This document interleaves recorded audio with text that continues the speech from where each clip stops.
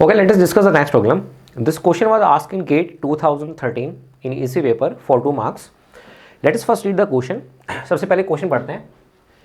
Consider two identically distributed zero mean random variable capital U and capital V. हमें दो random variable given है. एक random variable हमारे पास capital U है और जो दूसरा रैंडम वेरिएबल है वो हमारे पास क्या है, कैपिटल V हमारे पास है. अब वो क्या कह रहा है, वो कह रहा है कि let the CDF of capital U and 2V be fx and gx respectively, then all values of small x, which one is true. तो इस क्वेश्चन को सोल्व करने के लिए सबसे पहले हमें CDF के बारे में पता होना चाहिए. आई told you in theory lectures CDF क्या होता है.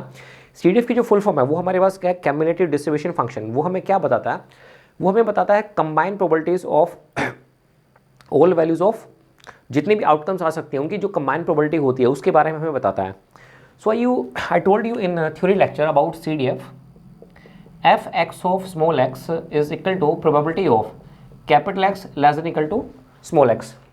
तो मुझे बताइए यहाँ पर जो कैपिटल x है वो क्या होता है, capital X is nothing but this is random variable, ये रैंडम वेरिएबल है.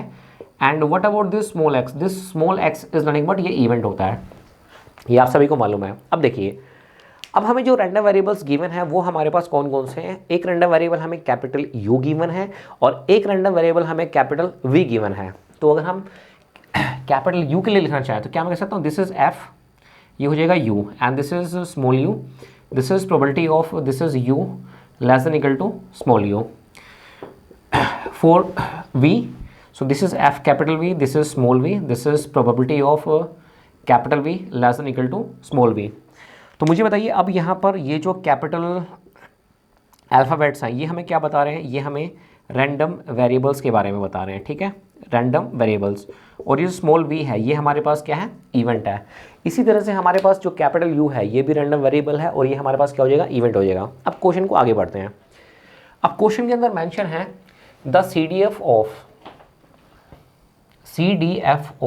U and 2V be fx and gx.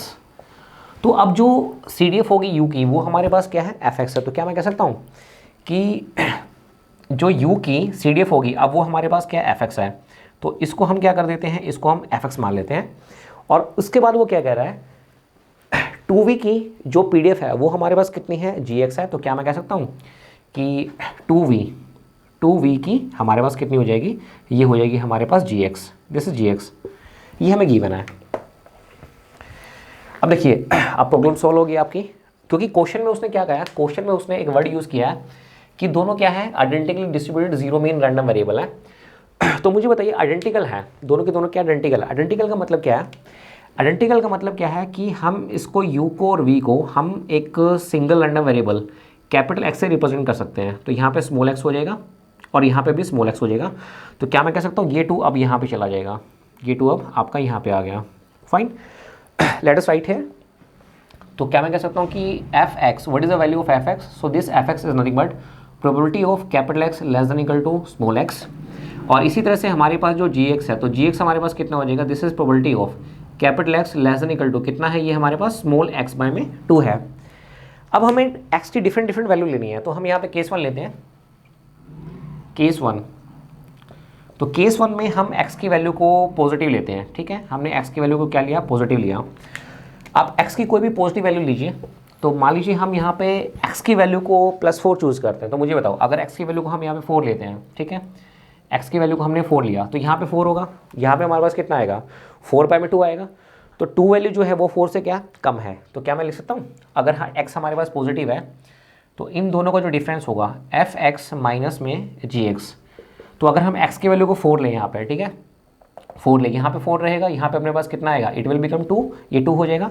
तो 4 - 2 इन दोनों का जो डिफरेंस है वो हमारे पास क्या है, पॉजिटिव आ रहा है, अगर x की वैल्यू क्या है, पॉजिटिव है. अब उसके बाद क्या करेंगे, अब हम यहाँ पे x की वैल्यू को नेगेटिव लेंगे. तो x की वैल्यू नेगेटिव लेते हैं. तो मान लीजिए अगर हम यहाँ पे x की वैल्यू को -4 चूज़ करते हैं, -4, तो यहाँ पे कितना होगा, ये हो जाएगा -2. तो आपको पता है कि जो -2 होता है, -2 -4 से ग्रेटर होता है. तो मुझे बताइए इनका डिफरेंस क्या होगा. सो दिस इज fx माइनस में gx. तो अब इन दोनों का जो डिफरेंस है वो हमारे पास क्या रहेगा, नेगेटिव आ जाएगा. फाइन, तो कहने का मतलब क्या है, अगर x की वैल्यू पॉजिटिव है तो डिफरेंस पॉजिटिव आ रहा है, ठीक है। अगर x की वैल्यू नेगेटिव है तो दोनों का डिफरेंस क्या है, नेगेटिव आ रहा है। तो यहाँ पे कोई भी ऑप्शन मैच नहीं कर रहा है। अगर हम यहाँ पे देखें ऑप्शन ए और बी, तो दोनों में या तो लेस देन इक्वल आ रहा है या फिर ग्रेटर देन इक्वल आ रहा है, मतलब पॉजिटिव और नेगेटिव दोनों के लिए अलग अलग यहाँ पे नहीं आ रहा है। इसका मतलब ऑप्शन ए और बी नहीं हो सकते हैं।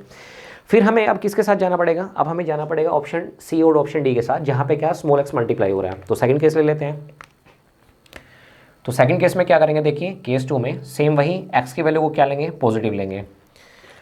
तो अब इनके साथ क्या होगा, x मल्टीप्लाई हो जाएगा।